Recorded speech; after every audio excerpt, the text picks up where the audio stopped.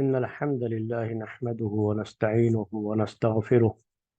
ونعوذ بالله من شرور أنفسنا ومن سيئات أعمالنا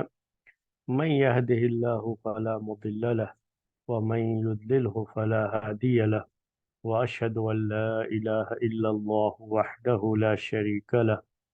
وأشهد أن محمدا عبده ورسوله يا أيها الذين آمنوا اتقوا الله حق تقاته ولا تموتن إلا وأنتم مسلمون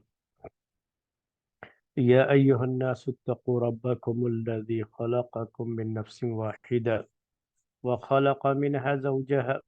وبث منهما رجالا كثيرا ونساء واتقوا الله الذي تساءلون به والأرحام إن الله كان عليكم رقيبا يا أيها الذين آمنوا اتقوا الله وقولوا قولا سديدا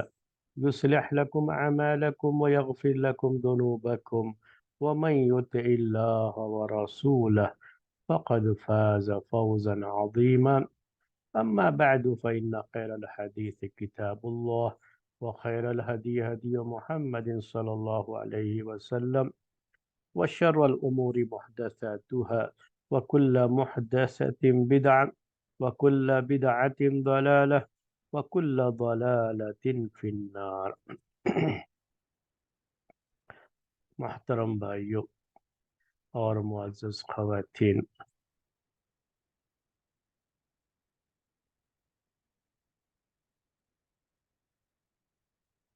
اسلامی تاریخ سے متعلق ہمارا درس جو ہشام بن عبد الملک کی خلافت کے تعلق سے آپ کے سامنے چل رہا ہے۔ ہشام بن عبد الملک جس کے بارے میں پچھلے درس میں بات آپ کے سامنے آئی ہے کہ اس کو بھی بہت لمبی مدت تک خلیفہ رہنے کا موقع ملا اور تقریباً 20 سال تک یہ خلیفہ رہا ہے ہشام بن عبد الملک۔ لیکن اس کے باوجود بھی اس کے بعد سیاسی جو اس کا اسٹینڈ تھا اور بعض اس کی غلطیاں جو کہی جاتی ہیں، تاریخ میں ذکر کی جاتی ہیں، وہ غلطیاں سبب بنی بنو امیہ کی حکومت کے کمزور ہونے، یعنی حکومت بہت کمزور ہو گئی۔ اس کی کچھ غلطیوں کے بارے میں تو باتیں آپ کے سامنے آئیں، اور خلیفہ کی طرف سے کوئی مناسب اس کے تعلق سے سدھار کی کوئی کیفیت نہیں ہو سکی تھی۔ میں نے بتایا تھا آپ کو کہ یمنی اور قیسی قبیلوں کے درمیان جو تعصب کی فضا قائم ہوئی تھی، اور بجائے اس کے کہ خلیفہ اس کو اچھی طرح سے ہینڈل کرتا اور دونوں کے درمیان توازن اور بیلنس قائم کرنے کی کوشش کرتا، وہ کبھی اپنے گورنر کو کبھی یمنی قبیلے کا آدمی بناتا اور کبھی قیسی قبیلے کا، اور اس میں سے جو بھی گورنر بنتا تھا اپنے مخالفین پر بڑی سختیاں کرتا تھا، بہت ظلم کرتا تھا۔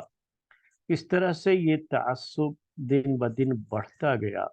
اور بنو امیہ کی خلافت میں یہی یمنی لوگ اور یہی لوگ زیادہ بنو امیہ کی خلافت میں ان کا ساتھ دیتے تھے، اور ہمدردیاں ان کے ساتھ تھی۔ لیکن جب یہی لوگ حکومت کے خلاف ہوتے گئے، کیونکہ جن کے اوپر بھی ظلم ہوتا تھا وہ یہ سمجھتے تھے کہ یہ سب ہشام بن عبد الملک کی ہی شہ پر ظلم ہو رہا ہے، تو ان کے دلوں میں بنو امیہ کی خلافت کو لے کر کے آہستہ آہستہ بدگمانیاں جنم لیتی رہیں، اور یہ لوگ حکومت کے سے دور ہوتے گئے۔ جب ان لوگوں کو قید میں یا جیل میں ڈال دیا جاتا تھا، جب بھی مخالف پارٹی کا کوئی گورنر آتا تو اپنے مخالف لوگوں کو پہلا کام یہی انتقامی کارروائی کرتے ہوئے ان کو جیل میں ڈالنا، قتل کر دینا، ان کے مال وغیرہ چھین لینا، ضبط کر لینا، یہی سب کام ہوتا تھا۔ تو جب یہ لوگ جیل میں ہوتے تھے، ان کی ملاقاتیں بھی آپس میں جب ہوتی تھی، تو آپ کو ایک بات بتا دوں، آج بھی یہ معاملہ ہے، پہلے بھی یہ چیز تھی۔ تاریخ کی یہ باتیں ہیں جو ہم پڑھتے پڑھاتے ہیں، اس کا مقصد یہی ہوتا ہے کہ تاریخ سے ہم کو سبق لینا ہوتا ہے۔ تو یہاں پر بھی ایسا معاملہ ہوا تھا اس وقت کہ یہ لوگ جب جیل میں ملتے تھے ایک دوسرے کے ساتھ، تو ان کے درمیان پلاننگ بھی چلتی تھی کہ کس طریقے سے حکومت کا تختہ پلٹ دیا جائے، یہ حکومت ختم کی جائے۔ تو کہا جاتا ہے کہ جیل یہ مجرموں کا اڈا، اور اسی طرح سے جیل یہ ایک طرح سے یونیورسٹی ہو جاتی ہے ان کی۔ جب ان کو آپس میں وہاں ملنے کا موقع مل جاتا ہے، تو اچھے لوگ جو ہوتے ہیں اس سے سزا مل گئی تو سدھر جاتے ہیں، لیکن اکثر ایسا ہوتا نہیں ہے۔ اکثر یہ ہوتا ہے کہ یہ آپس میں مل کر کے پھر حکومت کے خلاف پلاننگ بھی شروع کر لیتے ہیں۔ تو یہیں سے ایک مسئلہ پیدا ہوا تھا، آج جو خاص طریقے سے وہی یہ درس میں آپ کے سامنے پیش کرنا چاہ رہا ہوں۔ ایک مسئلہ یہ تھا کہ عباسی حکومت، کیونکہ بنو امیہ کی حکومت کے بعد وہ عباسی حکومت قائم ہوتی، ان کی حکومت ختم ہو جاتی ہے۔ شام کے بعد صرف مشکل سے 7 سال ان کی حکومت چلی ہے بنو امیہ کی، اور پھر عباسی حکومت آ گئی ہے۔ تو اسی ہشام کے دور خلافت میں ہی عباسی حکومت قائم کرنے کی دعوت شروع ہو چکی تھی۔ یعنی یوں کہہ لیجئے کہ کوششیں اور اندر اندر جو ہے، انڈر گراؤنڈ جو ہے، پورے طریقے سے حکومت کا تختہ پلٹ دینے اور نئی حکومت قائم کرنے کی کوششیں شروع ہو چکی تھی۔ اس کوشش کی شروعات ہوئی تھی خراسان کے علاقے سے۔ خراسان کا علاقہ آپ سمجھتے ہیں،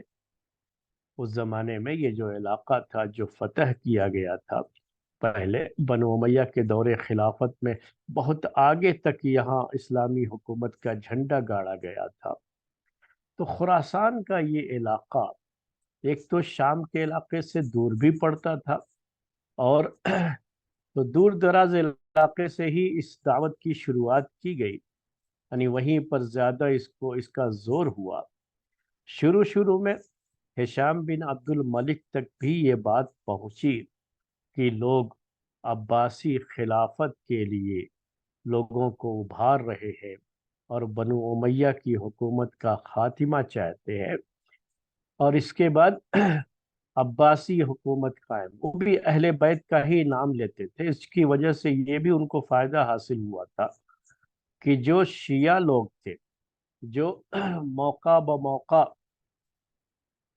بنو امیہ کی حکومت کے خلاف کھڑے ہوتے تھے،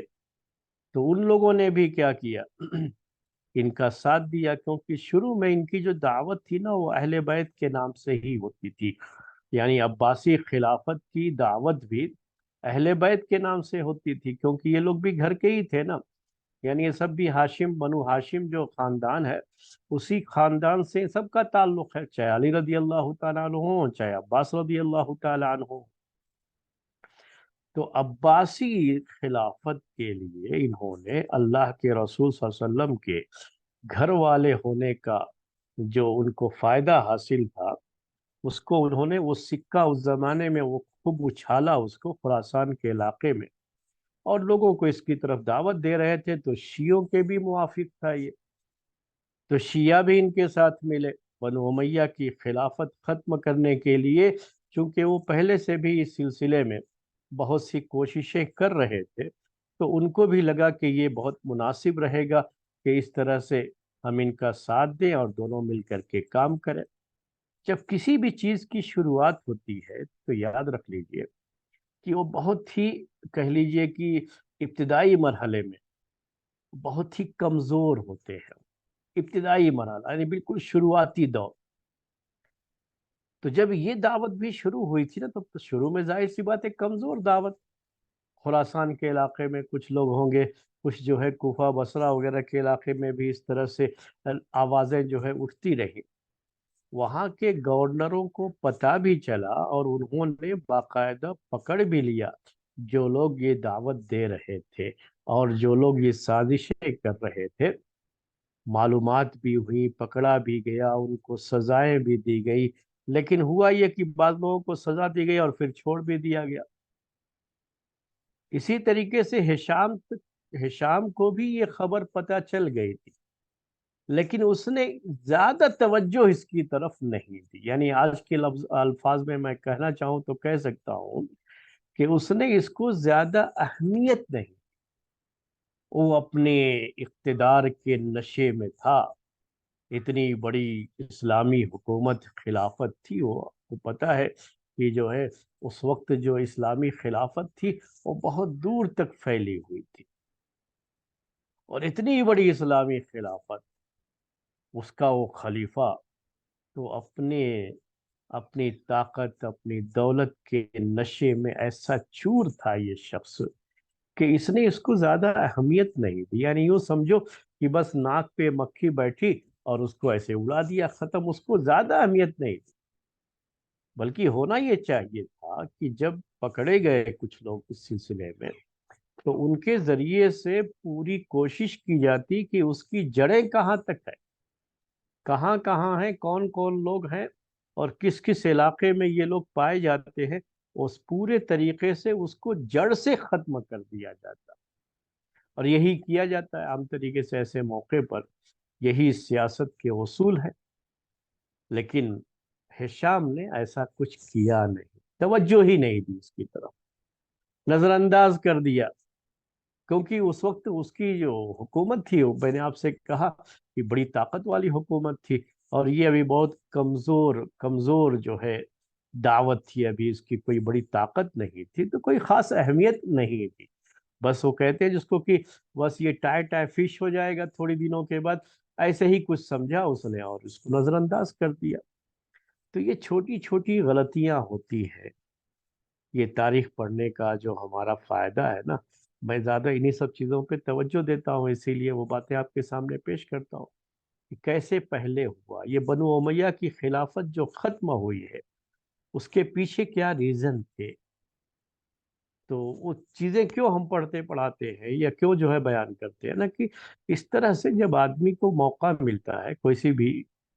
جگہ پہ کام وغیرہ کرنے کا، وہاں پر اس کو کوئی ذمہ داری کا،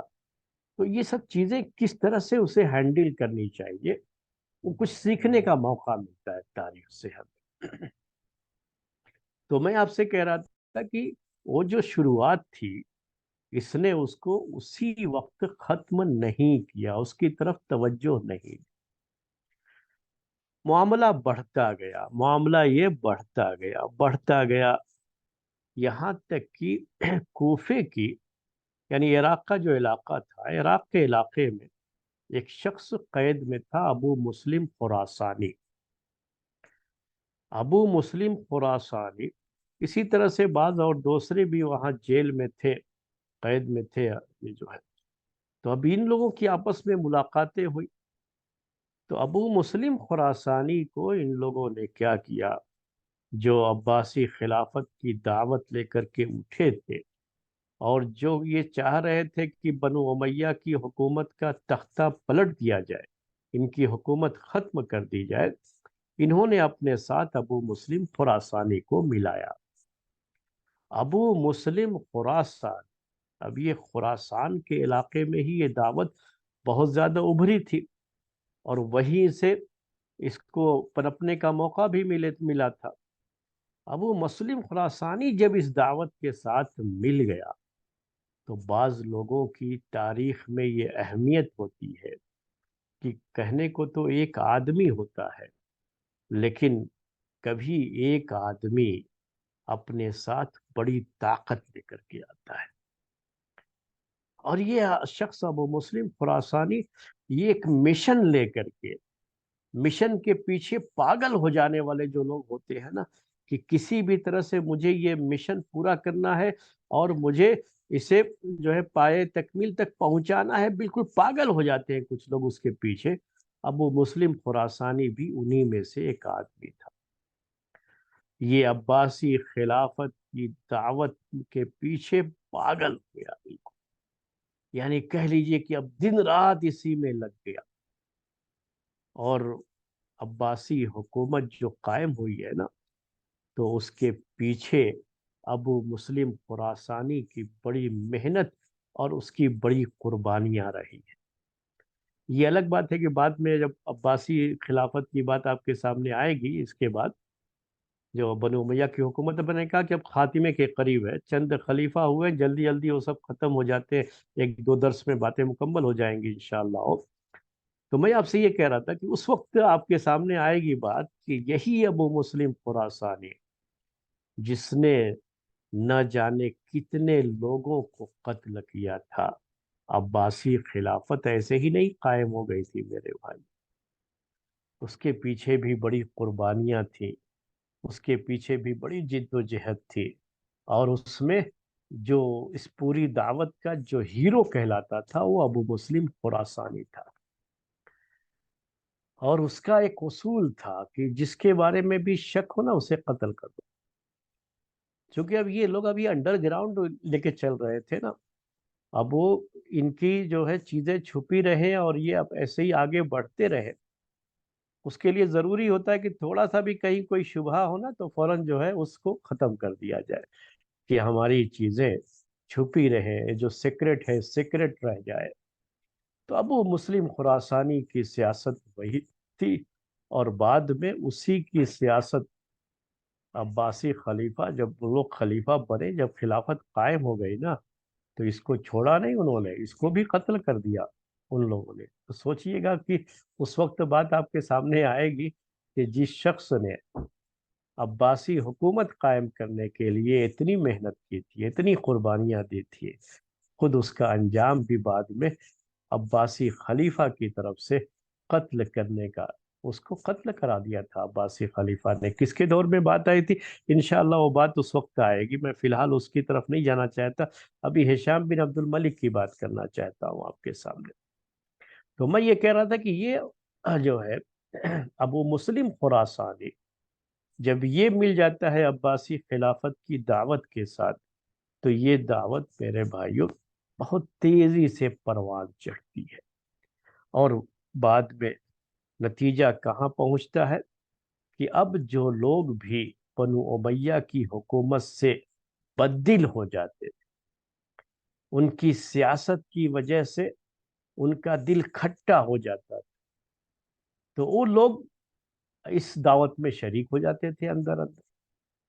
تو اب ان کی طاقت ایسے بڑھتی گئی، خراسان، پھر خراسان سے عراق کے علاقے میں، یہاں تک کہ ان کی جو ہے خود شام کے علاقے تک بھی، تو ان کی دعوت جو ہے بڑھتی گئی اس کے بعد، اور یہ بہت مضبوط ہوتے گئے۔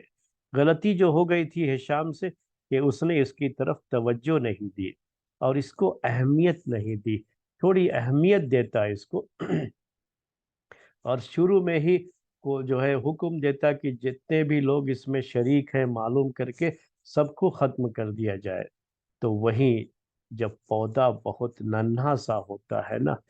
تو اس کو آسانی سے زمین سے اکھاڑا جا سکتا ہے، لیکن یہی پودا جب درخت بن جاتا ہے تو درخت کو پھر زمین سے آسانی سے اکھاڑا نہیں جا سکتا۔ تو یہ ایک جو ہے نصیحت ہے، یہ لوگوں کو سمجھنا چاہیے۔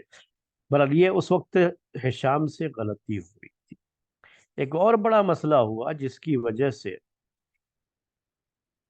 ان کی حکومت کمزور ہوتی گئی اور عباسی حکومت قائم کرنے کی دعوت مضبوط ہوتی گئی۔ وہ مسئلہ تھا ہشام بن عبد الملک اور ولید بن یزید بن عبد الملک، یہ سب کچھ نام ہیں جو اسی طرح سے آتے رہتے ہیں۔ ان کے نام بھی جو ہوتے تھے نا اس زمانے میں، تو بہت زیادہ لوگ اپنے باپ دادا کے نام پر بیٹوں کا نام رکھا کرتے تھے، تو ایک جیسے نام یزید، ولید، یہ بہت آتے رہیں گے آپ کو، تو کبھی کنفیوز مت کر لینا اس کو۔ تو ان کے جو ہے ہشام بن عبد الملک کا بیٹا یہ ہشام، یہ خلیفہ ہے، اور یہ بھی تھا یزید بن عبد الملک نے یہ عہد کر کے گیا تھا اور یہ چیز جو ہے کہہ لیجئے کہ لکھ کر کے گیا تھا کہ ہشام کے بعد اس کا اپنا بیٹا یعنی یزید بن عبد الملک کا بیٹا ولید بن یزید بن عبد الملک وہ خلیفہ بنے گا۔ تو یہ جو ہے اس زمانے میں ایسا ہوتا تھا کہ پہلے سے ہی جو اب میں نے پہلے آپ کو بتایا کراؤن پرنس جو کہا جاتا ہے آج کی زبان میں، تو کراؤن پرنس جو ہے پہلے سے متعین ہوتے تھے کہ جو بھی بادشاہ ہے اس وقت اس کے مرنے کے بعد کون بادشاہ بنے۔ تو پہلے نمبر پر تو ہشام کو بننا تھا، اور ہشام کے مرنے کے بعد ولید بن یزید بن عبد الملک کو بننا تھا۔ لیکن شروع میں تو دونوں کے تعلقات بڑے اچھے رہے ہشام کے، اور اب ہشام کے بعد جو کراؤن پرنس ہے ولید بن یزید، دونوں کے تعلقات بڑے اچھے تھے اور آپس میں بڑی بنتی تھی، اور بہت اچھا جو ہے ایک دوسرے کے ساتھ عزت کے ساتھ پیش آتے تھے۔ لیکن بہت جلدی ہی ان کے حالات آپس میں خراب ہو گئے، یعنی اس وقت جو بادشاہ ہے اور جو اس کے بعد بادشاہ بننے والا ہے، دوسرے الفاظ میں جو ابھی خلیفہ ہے، خلیفہ کون ہے؟ ہشام بن عبد الملک، اور اس کے بعد خلیفہ بننے والا ہے ولید بن یزید، دونوں کے تعلقات خراب ہو گئے۔ اب دونوں کے تعلقات جب خراب ہو گئے تو اب مسئلہ کیا پیدا ہوا یہاں پر کہ اب ہشام چونکہ خلیفہ ہے، اس کے ہاتھ میں ہی سب کچھ ہے، اور یہ ولید بن یزید صرف کراؤن پرنس ہے، اس کو ہٹایا بھی جا سکتا ہے۔ اور یہی کام شروع کیا ہشام نے کہ اس نے اب کوشش یہ شروع کر لی کہ ولید بن یزید کو جو کراؤن پرنس ہے اس کو ہٹا کر کے اپنے بیٹے کو کراؤن پرنس بنا دے۔ اس کا بیٹا مسلمہ، اپنے بیٹے کو اس نے کراؤن پرنس بنانے کی پوری کوشش شروع کر دی۔ تعلقات پہلے ہی خراب ہو چکے ہیں ولید بن یزید سے، اب ولید بن یزید کو نیچا دکھانے کے لیے اور اس کے جو بھی اختیارات ہیں سب ختم کر دینے کے لیے اس نے کیا شروع کر لیا؟ اس نے یہ شروع کیا کہ اپنے بیٹے کو نامزد کرنا چاہ رہا تھا، اپنے بیٹے کو کراؤن پرنس کے طور پر لوگوں کے سامنے پیش کرنا۔ اس سلسلے میں جو کہ اس کے قریبی لوگ تھے انہوں نے اس کا ساتھ بھی دیا، کہا کہ ہاں ہاں بڑی اچھی بات ہے، اس کو ہٹاؤ اور اپنے بیٹے کو لاؤ۔ یہی ہوتا تھا اس زمانے میں، اور ابھی عباسی حکومت جب آئے گی نا تو اس زمانے میں تو اور زیادہ یہ ہوگا۔ یہ جو حکومت کے یا خلیفہ کے جو حواری اور مواری ہوتے ہیں نا، جو اس کے آس پاس، جس کو آج کی زبان میں ہم چمچے کہتے ہیں، تو یہ خلیفہ کے جو چمچے ہوتے ہیں یہ لوگ ہی خلیفہ کو بگاڑتے ہیں۔ وہ صحیح مشورہ بھی نہیں دیتے، وہ صرف اس کا مزاج دیکھتے ہیں کہ خلیفہ کا مزاج کیا ہے، تو اسی کے مزاج کے لحاظ سے بات کرنا چاہتے ہیں تاکہ وہ خلیفہ ان کے بات کو مان کر کے، کیونکہ مزاج کو دیکھ کر کے مشورہ دے رہے ہیں، تو فوراً ان کا مشورہ قبول کر کے خلیفہ ان کو انعام و اکرام سے نوازے گا۔ تو اب انہوں نے چمچوں نے بھی کیا شروع کر لیا کہ ہاں ہاں آپ جو ہے ہٹائیے اس کو، ولید کو، اور اس کے لیے کیا شکل اختیار کی جائے، کیا کیا جائے، وہ سب بہت، یہ جو ہے نا یہ سیاست جو ہوتی ہے نا، یہ اس میں بہت دور اندیشی سے کام لینا پڑتا ہے، یعنی بہت آگے تک دیکھنا پڑتا ہے کیا طریقہ اپنایا جائے۔ لیکن ہشام کو اس کی کوئی زیادہ پرواہ ہی نہیں، اس نے جو طریقہ اپنایا اس کے لیے وہ غلط طریقہ وہ طریقہ کیا اپنایا اس نے کہ اس نے ولید بن یزید کو برا بھلا کہنا شروع کر دیا۔ کبھی ہوتا کیا ہے کہ گھر میں آپ ہیں، آپ کے بیٹے نے کچھ اچھا کیا تو آپ اس کی تعریف کرتے ہو، اس کو کہتے ہیں کہ تھوڑا اس کو انکریج کرنا۔ لیکن اگر الٹا معاملہ ہو، اگر آپ کسی سے نفرت کرنے لگے ہیں تو آپ کا پھر کام کیا ہو جاتا ہے کہ اس کے جو بھی کام ہے اس میں کیڑے نکالنا، اچھے سے اچھا کام ہو پھر بھی اس میں عیب نکالنا، ارے یہ کیا، یہ غلطی ہے، یہ ایسا ہے ویسا ہے۔ تو اس نے، ہشام نے طریقہ کیا اپنایا اس کو ہٹانے کا ولید بن یزید کو، کہ اپنے دور خلافت میں اس نے کیا کرنا شروع کر دیا کہ خود مجلسوں میں جب بڑے بڑے لوگ موجود ہوتے تھے، بھائی کراؤن پرنس ہے نا، تو اس کا بھی اپنا ایک مقام ہوتا ہے، اس کی اپنی ایک عزت ہوتی ہے، اس کا احترام ہوتا ہے، اس کا بھی ریسپیکٹ ہے، لیکن اس کی عزت کا جنازہ نکالنے کی پوری کوشش کرتا مجلس میں، ہمیشہ اس کے خلاف بولتا ہے، یہ ایسا ہے، اس نے ایسا کیا، ہمیشہ اس کی کمیاں ذکر کرنا۔ اب ظاہر سی بات ہے کہ کوئی شخص اگر اس طرح سے کرے گا تو دل کو کھٹا ہو جائے گا، دونوں کے تعلقات تو خراب ہوئے۔ یہاں تک کہ اس نے مبالغے سے کام لیا، مبالغے سے کام کیا لیا کہ اس نے اپنے حواریوں کو تیار کیا اس کے لیے، اپنے چیلوں کو، ہشام میں اس کے چیلے روز جو ہے نئی نئی باتیں اس کے خلاف لا کر کے پیش کرتے، اور جانتے ہیں کہ اگر کسی کو معلوم ہو جائے کہ ہمارا جو ذمہ دار ہے، ہمارا جو باس ہے، فلاں آدمی کو پسند نہیں کرتا ہے، تو اس کے بعد لوگ کیا شروع کر لیتے ہیں، اس کے خلاف کچھ نہ کچھ لا کر کے کمپلین پیش کرتے رہتے ہیں، کیونکہ وہ اس وقت وہ یہی سننا چاہتا ہے، کیونکہ اس کا دل کھٹا ہے اس کی طرف سے، تو وہ چاہتا ہے کہ اس کے خلاف مجھے باتیں ملے، چاہے وہ صحیح ہو غلط۔ تو چیلے چپاٹے اس سے فائدہ اٹھانے کے لیے وہ اس کے خلاف کچھ نہ کچھ لے جا کر کے پیش کرتے رہتے تھے۔ میں اداروں میں کام کرتا ہوں، مدرسوں میں آپ جانتے ہی ہیں کہ میرا تعلق چونکہ یہیں سے ہوتا ہے، تو میں مثالیں بھی وہیں کی زیادہ پیش کرتا ہوں۔ یہ خود میں نے بھی دیکھا ہے، میں نے بھی تجربہ کیا ہے اس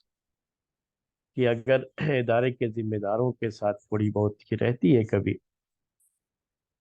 تو اس کا فائدہ کیا ہوتا ہے، لوگ جو ہے فائدہ کیسے اٹھاتے ہیں کہ سب جو ہے کچھ نہ کچھ خلاف لے جا کر کے پیش کریں گے، اور جو لوگ خلاف پیش کرتے ہیں یہ سوچے بغیر کہ کیا یہ چیز صحیح ہے غلط ہے، ان کو بڑے انعام اور اکرام سے نوازا جاتا ہے، ان کی بڑی عزت افزائی ہوتی ہے، جبکہ یقین بھی ہو سکتا ہے ان کو کہ یہ چیزیں غلط ہوں گی، پھر بھی ان کی حوصلہ افزائی کی جاتی ہے، ان کو انکریج کیا جاتا ہے، ان کو انعام و اکرام سے نوازا جاتا ہے، یہ ساری چیزیں ہوتی ہے۔ تو چھوٹے چھوٹے اداروں میں ہم نے یہ دیکھا ہے، تو آپ سمجھ لیجئے کہ تو حکومت کی بات ہے، خلافت کی بات ہے، یہاں تک کہ اس کے چیلے چپاٹے جو تھے ہشام کے، انہوں نے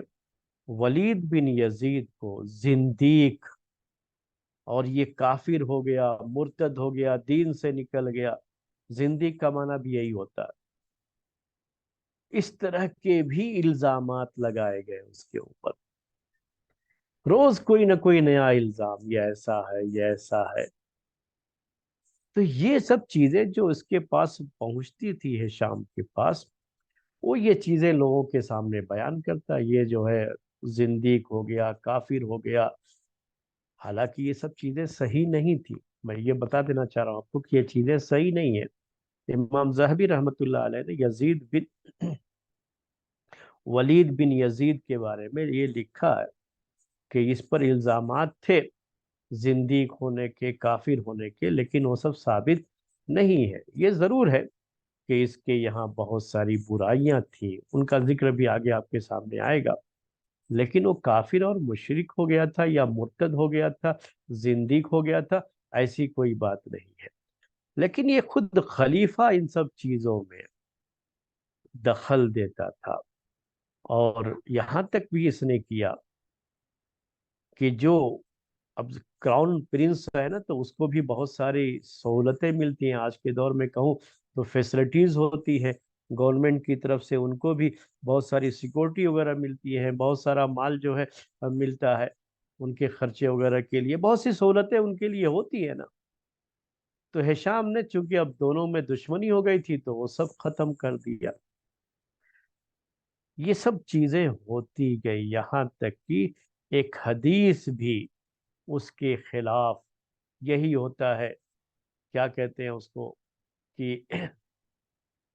جو چیلے چپاٹے ہوتے ہیں نا، ان کی طرف سے یہی چیزیں ہوتی ہیں۔ یہ کس نے حدیث وضع کی تھی، گڑھی تھی، یہ اس کے پیچھے ہم نہیں جاتے، کیونکہ اس میں برحال اب بعض لوگ جو ہے ایک बहुत ही बड़े मुहद्दिस अपने दौर के, उनका नाम भी जिक्र करते हैं, लेकिन बहरहाल हम लोग चूंकि उसके कायल नहीं हैं तो उनका नाम मैं नहीं जिक्र कर रहा हूँ। लेकिन किताबों में ये हदीस जिक्र की गई है जो कि गढ़ी हुई है इसी मसले को लेकर के, यानी फैब्रिकेटेड हदीस ये। अल्लाह के रसूल सल्लल्लाहु अलैहि वसल्लम क्यों कहेंगे इस वक्त तो इस तरह की बात है। तो वो हदीस इस तरह से है कि आगे चल करके एक शख्स आएगा जिसका नाम वलीद रखा जाएगा। ये वही वलीद है, वलीद बिन यजीद। अब इसी के खिलाफ सब चीजें तैयार हो रही हैं तो उस नाम वही जिक्र किया गया कि आगे से जा करके एक शख्स आएगा जिसका नाम लोग वलीद रखेंगे। अल्लाह के रसूल सल्लल्लाहु अलैहि वसल्लम ने कहा है कि तुमने अपने नाम कैसे फिरौनों के नाम पर रखना शुरू किया। असल ये वलीद पहले जो अल्लाह के रसूल सल्लल्लाहु अलैहि वसल्लम के ज़माने में दुश्मन फौज का, यानी मुशरिकीन मक्का का एक बड़ा अहम आदमी था। तो इस लिहाज से कि जो है तुम में जो फिरौन, यानी उन्हीं को फिरौन कहा कि तुम में जो फिरौन गुजरे हुए हैं ना, उनके नामों पर अपना नाम जो है रखना शुरू कर दोगे। और मेरी उम्मत में एक ऐसा आदमी आएगा जिसको वलीद कहा जाएगा, वो मेरी उम्मत पर फिरौन से भी ज्यादा खतरनाक साबित होगा। अब ये देखिए, वलीद बिन यजीद जिसके साथ ताल्लुकात खराब हुए, अब उसके खिलाफ इल्जामात यहाँ तक जो है, और उसके जो है ताल्लुक से हदीसें गढ़ ली गई ताकि लोगों का दिल इसकी तरफ से फेर दिया जाए और हिशाम बिन अब्दुल मलिक को मौका मिल जाए कि वो इसको हटा करके अपने बेटों को उसकी जगह पर क्राउन प्रिंस बना दे। तो ये सब चीजें मेरे भाइयों, ऐसे ही ये चीजें चलती रहती हैं। और हकीकत ये है कि ये जो वलीद बिन यजीद के खिलाफ इन्होंने ये पूरी मुहिम चलाई थी है शाम में, वो खलीफा था, उसको ये चीजें जेब नहीं देती, उसके लिए चीजें मुनासिब नहीं थी, लेकिन उसने किया। और उसके चेले चपाटे करते थे जिससे वो खुश होता था। और बजाय इसके कि इन सब चीजों को रोके, कहे कि नहीं, हम किसी के भी अखलाक को लेकर के, किसी की शख्सियत को लेकर के, और उसकी जो अपनी इज्जत है, अपना एहतराम है, अपना मकाम है, उसको मजरूह नहीं करेंगे। याद रखिए, आपको बज़ाहिर ये लगता होगा कि ये उनके खिलाफ बात हो रही है, यानी वलीद के बारे में ये बातें हो रही है, तो इससे जो है फायदा ही है, अच्छा ही है कि लोग उससे बदजन हो जाएं। मेरे भाइयों, सिर्फ उससे ही नहीं बदजन होते हैं लोग इसके बाद, बल्कि पूरे जो खिलाफत का सिस्टम है उस सिस्टम से भी बदजन हो जाएंगे। लोगों के दिलों में उसके बाद ये ख्याल भी आने लगा कि ये बनु उमैया की हुकूमत ही करप्ट है, और उधर अब्बासी हुकूमत की तरफ दावत जो है चल ही रही थी। मैंने आपसे कहा, अंडरग्राउंड वो दावत जो है बड़े जो है पैमाने पर चल रही थी। और उस दौरान ही जो है यहाँ खलीफा का मामला ये है कि वह इन चीजों में लगा हुआ है। तो पहले से ही वो लोग जो अब्बासी हुकूमत की दावत दे रहे थे ना, वो यही तो कह रहे थे कि इस हुकूमत को उखाड़ फेंको, फेंको जो है। ये हुकूमत बड़ी करप्ट हुकूमत है, इनके अखलाक सही नहीं है, इनकी आदत सही नहीं है। वो लोग तो आपके खिलाफ ही ना, वो लोग जो है उठ खड़े हो रहे थे, अंदर अंदर दावत दे रहे थे लोगों को। और आपने खुद एक मौका फराहम कर दिया कि अपने वली अहद को, वली अहद का मतलब क्राउन प्रिंस, उसके खिलाफ आपने इतने सारे इल्जामात, ये जो है, और इल्जामात और भी है शराब पीने को लेकर के, यहाँ तक उसके बारे में है। ये जो आगे चल करके वो खलीफा बन जाता है फिर भी, तो अपने उसकी खिलाफत के दौर की कुछ चीजें हैं जो आगे चल करके आएगी। अभी तो खैर उस तरह की चीजें, कुछ न कुछ जो भी रॉयल फैमिली के लोग होते हैं, याद रखिए, जो दौलत में बहुत खेलते हैं और बचपन से ही उनके पास बड़ी दौलत होती है, तो उनके अंदर कुछ अखलाकी खराबियां भी होती हैं, ऐसा हम इनकार नहीं करते उसका। लेकिन अब इस हद तक बात नहीं थी कि वो जिंदीक है, काफिर है, मुर्तद है, इस तरह के इल्जामात। और اس طرح کی حدیثیں اس کے خلاف کہ اللہ کے رسول صلی اللہ علیہ وسلم نے اس کے بارے میں پیشین گوئی کی ہے کہ یہ امت کے لیے بڑا خطرناک ہوگا۔ اب اس کے بعد کیا ہوا، ہشام کے بعد اصل خلیفہ وہی بنا ہے، یزید ہی بنا ہے، ولید، یزید کہہ دیا، ولید ہی بنا ہے، ولید بن یزید، یزید کا بیٹا تھا یہ ولید، تو وہی خلیفہ بنا ہے۔ اب جب اس کے بارے میں پہلے اس طرح کی حدیثیں آپ نے لوگوں میں پیش کی ہے، تو جو عباسی خلافت کی دعوت دینے والے لوگ تھے وہ یہی پیش کرنے لگے کہ بھائی یہ تو جو ہے ان کے بارے میں اللہ کے رسول صلی اللہ علیہ وسلم کی پیشن گوئی ہے کہ یہ امت کے لیے فرعون سے بھی زیادہ خطرناک ہے۔ تو اب لوگوں کا دل تو ان کی حکومت کی طرف سے پھرنے لگا۔ ہشام کی حکومت چلی 20 سال تقریباً، لیکن اس کے بعد جو خلیفہ بنے نا، میں نے آپ سے کہا کہ اسی کے بعد وہ بالکل یہ خلافت کمزور ہو گئی، اور اس میں کچھ جو ہے غلط سیاست جو ہشام نے اختیار کی تھی، اس کا ایک بڑا جو ہے وہ بڑا اہم ریزن تھا اس میں، جو یہ خلافت بہت کمزور ہو گئی اس کی وجہ سے۔ ایک اور بات جو ہے ذکر، یہ بات چل رہی تھی اس کے ولید بن یزید کے تعلق سے، اور ولید بن یزید کے بارے میں اس طرح سے انہوں نے بہت پروپیگنڈے کیے، اتنے اس کے خلاف پروپیگنڈے کیے کہ یہ سارے پروپیگنڈے خود ان کی اپنی حکومت کے کمزور ہونے کا سبب بن گئے۔ تو اس کے بارے میں ایک بات اور ذکر کر دوں آپ کو کہ ہشام نے بہت کوشش کی اس کے بارے میں، لیکن یہ چلا گیا تھا وہاں سے یہ ولید بن یزید، اور اس کے بھی کچھ ساتھ دینے والے لوگ تھے، کچھ قریبی لوگ تھے جو ساتھ بھی دے رہے تھے۔ اب یہاں ایک چیز اور بھی ہو گئی کہ دونوں رائل فیملی سے ہی دونوں تعلق رکھتے ہیں، یعنی جو بادشاہ ہے ہشام وہ بھی، اور جو ولید بن یزید ہے یہ بھی، تو یہ سب کی سب ایک ہی خاندان سے تعلق رکھتے تھے۔ تب یہ جو رائل فیملی ہے اس طرح سے دو حصوں میں تقسیم ہو گئی، ہشام کے کچھ لوگ ولید بن یزید کے۔ ہونا تو یہی ہے نا، وہ تو ہو ہی جائے گا ایسا، یہ اکثر ایسا ہو جاتا ہے کہ اب جو ہے لوگ تقسیم ہو جائیں گے، اور جب رائل فیملی کے لوگ ہی تقسیم ہو گئے تو ظاہر سی بات ہے کہ وہ خاندان جو اس کو طاقت حاصل تھی ایک ساتھ رہنے کی وجہ سے، جب تقسیم ہو جائیں گے تو وہ طاقت نہیں رہ جاتی ہے، ان کے پاس وہ قوت نہیں رہ جاتی ہے، اور نتیجہ وہی نکلا، خود یہ لوگ تقسیم ہو کر کے رہ گئے، اور یہ سب جو خلاف کیا تھا اس نے ہشام بن عبد الملک نے ولید بن یزید کے خلاف جو سب کچھ بھی یہ کیا، اگر یہ کامیاب ہو گیا ہوتا اس کو ختم کرنے میں، اور اس کا ساتھ دینے والے جو لوگ بھی تھے سب کو ختم کر دیتا، تب کوئی مسئلہ پھر نہیں رہ جاتا، کوئی پریشانی نہیں رہ جاتی۔ میں آج کے جو دور کی جو حکومتیں ہیں، میں چاہوں تو مثال دے سکتا ہوں آپ کو۔ تو کیا ہوتا ہے کہ ایسا ہوتا ہے کبھی تو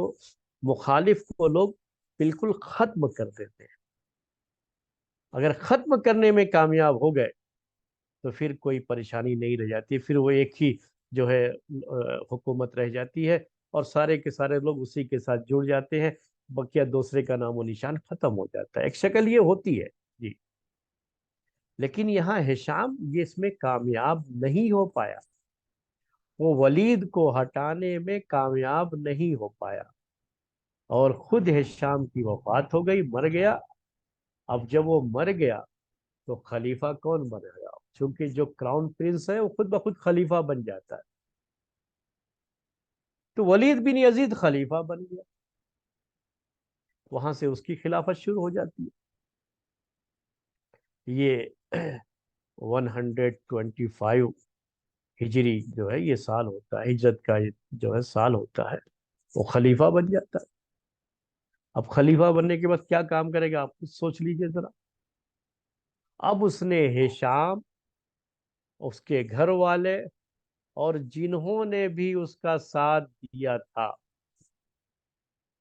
ولید کو ہٹانے میں، جو بھی اس کے ساتھ تھے، یعنی جو اس کے چیلے چپاٹے تھے،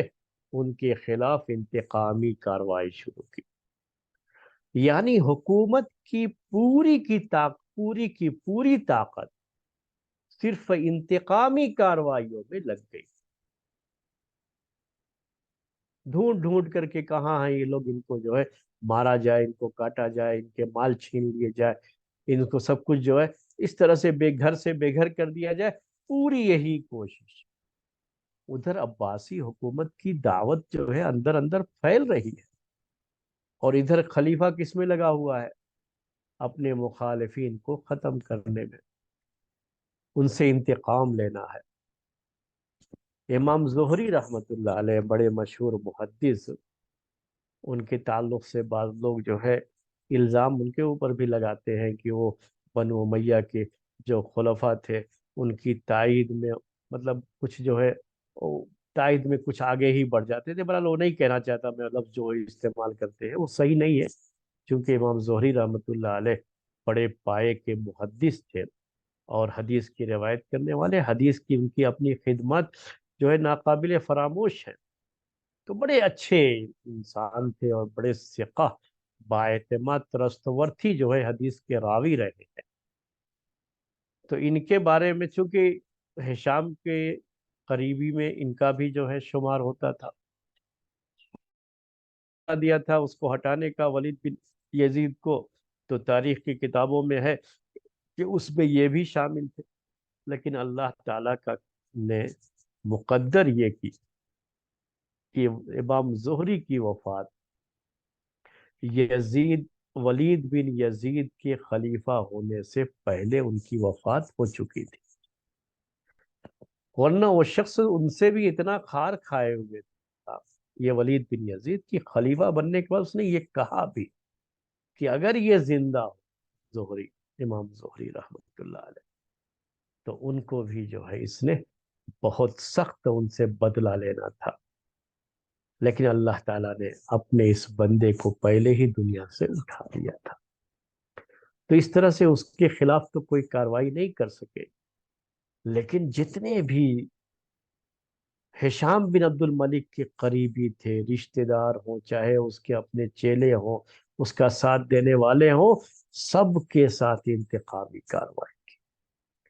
ابھی سب انتقامی کارروائیاں دیکھ کر کے لوگوں کا کیا معاملہ ہوتا تھا؟ لوگوں کے دلوں میں ان کے خلاف نفرت بڑھتی گئی کہ کیا یہ خلیفہ کا کام صرف اتنا رہ گیا؟ اور ایک قوم کیا ہے، قوم کے مسائل کیا ہے، اس کو دیکھنا، اس کو سمجھنا، اس کے مطابق جو ہے فیصلے کرنا، ان کی سہولت کے لیے کوششیں کرنا۔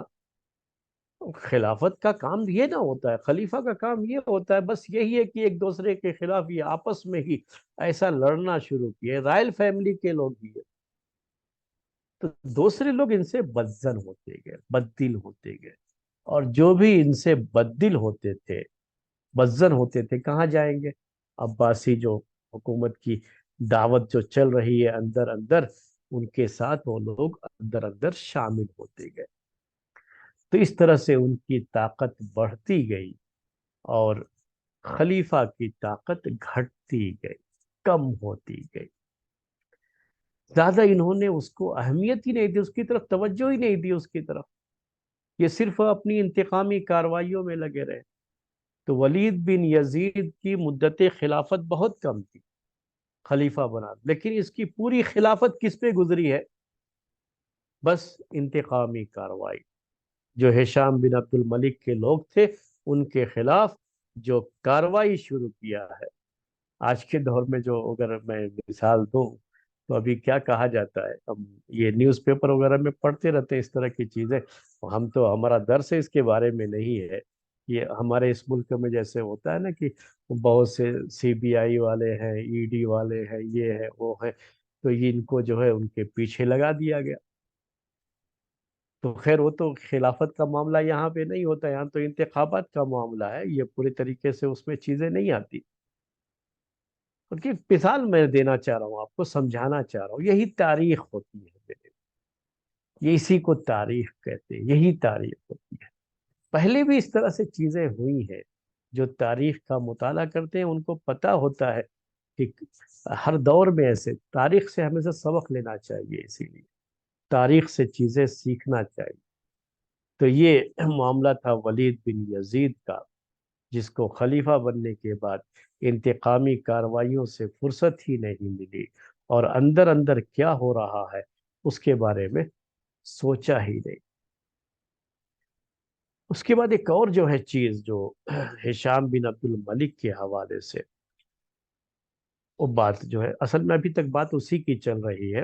ولید بن یزید کی جو بات آئی نا بیچ میں، تو یہ اس کے حوالے سے کہ اس کو کراؤن پرنس جو پہلے سے تھا اس کو ہٹا کر کے اپنے بیٹے کو لانے کی اس نے کوشش کی تھی شام نے، اور کامیاب نہیں ہوا تھا۔ کامیاب ہو گیا ہوتا تو مسئلہ دوسرا ہوتا۔ وہ ہم چونکہ یہ تاریخ کی بات ہے تو ہم صرف اس کو پیش کرتے ہیں، ویسے تو اللہ نے جو مقدر کیا ہے وہی ہونا تھا، تو وہی ہوا۔ اللہ نے مقدر یہی کیا تھا کہ اپنے بیٹے کو لانے میں وہ کامیاب نہیں ہو سکا، اور ہشام دنیا سے چلا گیا۔ ہشام کے بارے میں ایک اور جو ہے غلط چیز جو تھی وہ یہ کہ ہشام یہ صرف مال جمع کرنے کا بڑا حریص تھا۔ اس کے پاس مال کو مال مال یعنی یہ مال جمع کر، یہ بڑی جو ہے ہرس تھی اس کے پاس، اور اسی کے بارے میں پوری کوشش اس کی رہتی تھی۔ اور ذاتی طور پر یہ خود بھی، یعنی اس کی اپنی ذات کے تعلق سے آپ دیکھیں گے، اس کو پڑھیں گے تو یہ ہے کہ وہ یہ چاہتا تھا کہ ہم بڑے آرام، عیش و آرام کی زندگی بسر کریں۔ خلیفہ ہے نا، خلیفہ کو بہت سے چیلنجز کا سامنا ہوتا ہے، اور اس کو ہمیشہ اس کے ساتھ جینا پڑتا ہے۔ خلیفہ کا مطلب یہ نہیں ہوتا ہے کہ آپ بڑے آرام سے نرم گداز بستر پر سوئیں گے، آرام کریں گے، یہ نہیں ہوتا ہے اس کا اصل۔ یہ ایک چیز ہوتی ہے۔ تو ایک غلطی جو تھی ہشام بن عبد الملک کے حوالے سے وہ یہ بھی تھی کہ یہ مال کا بڑا رسیہ تھا، یعنی مال کا بڑا حریص تھا، دولت جمع کرنے کا۔ تو سب سے پہلے اس نے کیا کیا، عیش و آرام کی جو زندگی اس کو چاہیے تھی، اس نے دمشق کا وہ علاقہ جہاں بنو امیہ کی حکومت، جہاں اس کا سینٹر تھا، اس کا مرکز تھا، آج کے زمانے میں کہنا ہو تو کیپٹل سٹی جو ان کا تھا، وہ وہاں سے ہٹ کر کے رصافہ ایک جگہ وہاں پر شہر بسایا، جہاں ہر طرح کا آرام اس نے رکھا، اور وہاں رہنے کو ترجیح دیا اس نے کہ ہم کو یہ بھیڑ بھاڑ اور ہم کو یہ خلافت کے اس کے جو مسائل ہوتے ہیں نا، اس سے ذرا ریلیکس ہونے کے لیے ہمیں اچھی جگہ چاہیے، امن و امان کی۔ وہاں ہم کسی طرح کی کوئی سورش نہیں چاہتے، کسی طرح کا کوئی بھی شخص وہاں جو ہے آئے اور کسی طرح کی کوئی کاروائی کرے وہ نہیں چاہتے۔ تو اس طرح سے اس نے ایک جگہ کا انتخاب کیا، اور حکومت کے کاموں سے اپنے آپ کو دور رکھنے کے لیے اس نے اپنے کچھ چیلوں کو آگے کر دیا جو پورا کام حکومت کا دیکھتے تھے، اور اس کا پبلک کے ساتھ ریلیشن بہت کم ہو گیا تھا۔ پبلک کے ساتھ ریلیشن کن کا تھا؟ جو اس کے ماتحت لوگ تھے ہشام کے، اس میں ایک شخص کا نام بہت زیادہ آتا ہے، اور اس نے ہی ہشام کی حکومت کو خراب کرنے میں بڑا اہم رول ادا کیا تھا۔ تو وہ شخص جو ہے اسی سے لوگ آ کر کے جو کچھ بھی معاملہ آتا تھا تو اسی کے پاس آتا، وہی معاملے کو ڈیل کر لیا کرتا تھا، اور ہشام تک چیزیں نہ پہنچ پائیں اس کی پوری کوشش کرتا تھا، اور ہشام چاہتا بھی نہیں تھا۔ تو اس کی مال کی محبت کے تعلق سے میں آپ کو بتاؤں، یعنی ایک بات یہ بھی ہے، یاد رکھیے کہ جو فائنانس سسٹم تھا اس کے دور خلافت میں،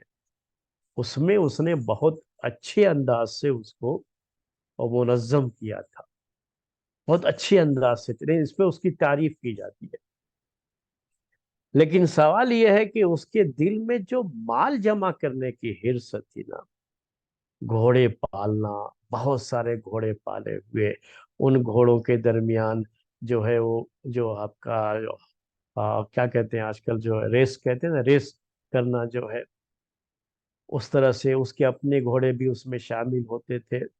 بعض لوگوں نے یہاں تک لکھا ہے کہ خود صرف اس کے پاس 4000 گھوڑے تھے، اور جب اس کا گھوڑا، یہ جو ریس ہوتی تھی گھوڑوں کی، اس میں اگر آگے آ جاتا تھا تو بڑا خوش ہو جاتا تھا، اور اس کے دربار میں جو شعراء تھے ان سے تعریف کرواتا اپنی، اور ان کو خوب انعام و اکرام سے نوازتا تھا۔ تو میں یہ کہنا چاہ رہا ہوں کہ اس طرح کی اس کی چیزیں ہو گئی تھی، اس کے اپنے کپڑے، اپنا بستر، زمین کے قالین گالیچے، اس کے اپنے سامان، یہ سب چیزیں بڑی توجہ دی اس نے اپنی اس کی طرف جو ہے۔ یہاں تک لکھا گیا ہے ہشام بن عبد الملک کے بارے میں کہ اس کے پاس 12,000 قمیص جو ہے تھی اس کے پاس، 12,000 قمیص۔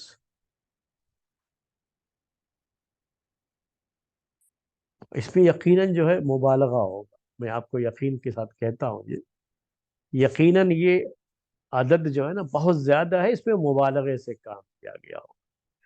اور جو بھی اس طرح کی باتیں لوگ لکھتے ہیں، ظاہر سی بات ہے کہ بدنام کرنے کے لیے بھی لکھتے ہیں،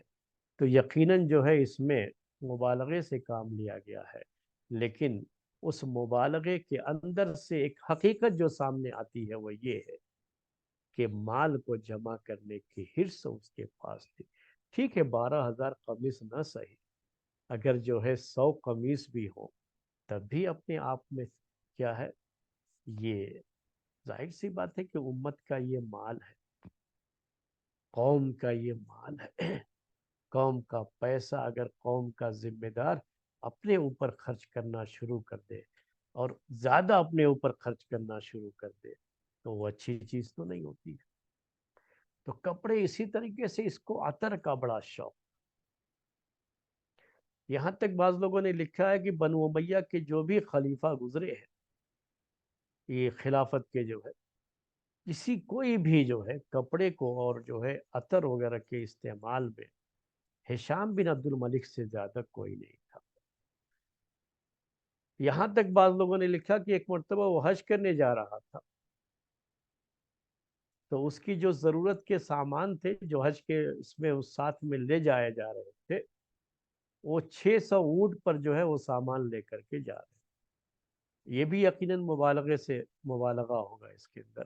اور اکثر جو اس طرح کی باتیں ہوتی ہیں تاریخ میں، مبالغے اس میں ضرور ہوتے ہیں، ہم جانتے ہیں اس بات کو، ہم بار بار خود اسے باتیں ذکر کرتے رہتے ہیں، لیکن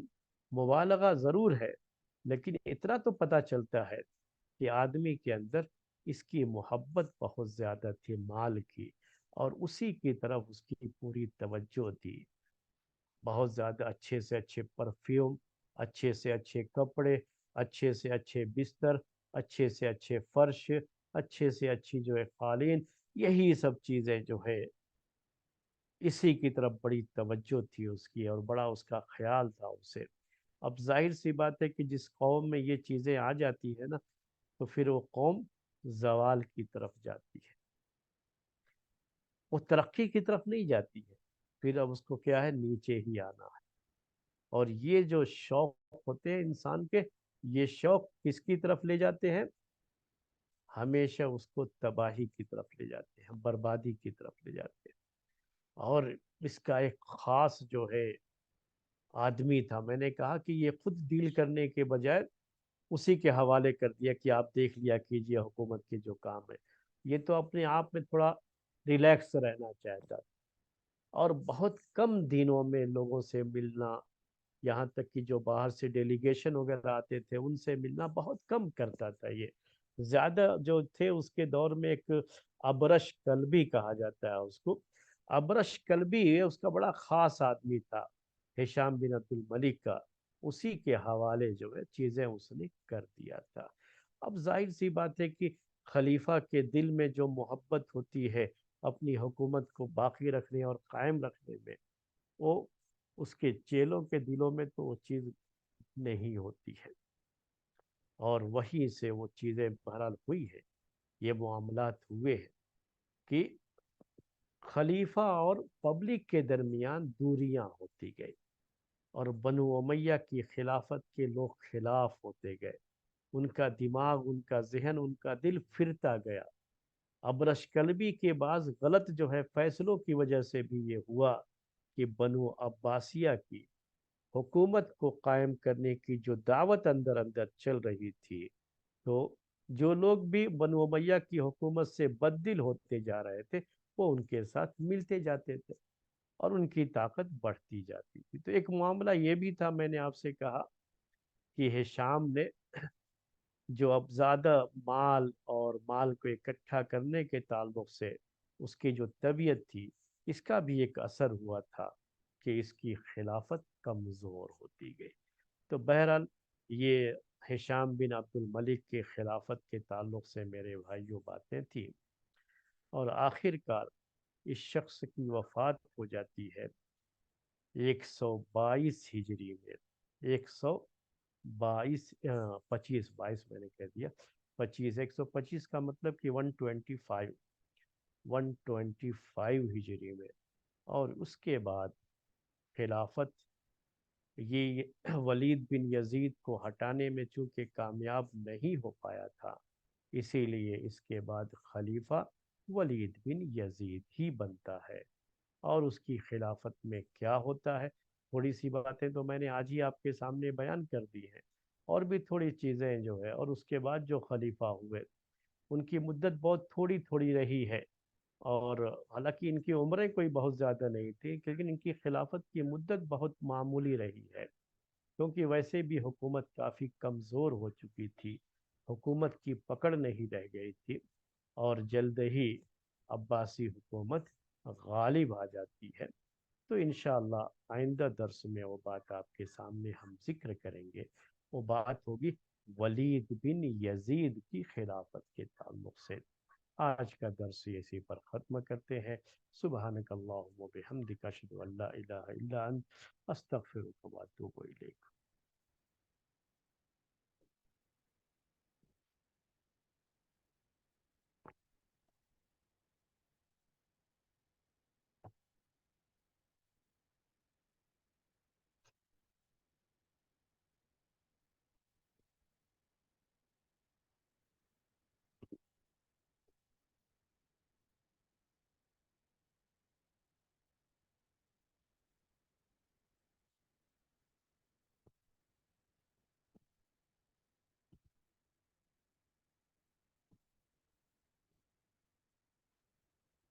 اللہ اکبر۔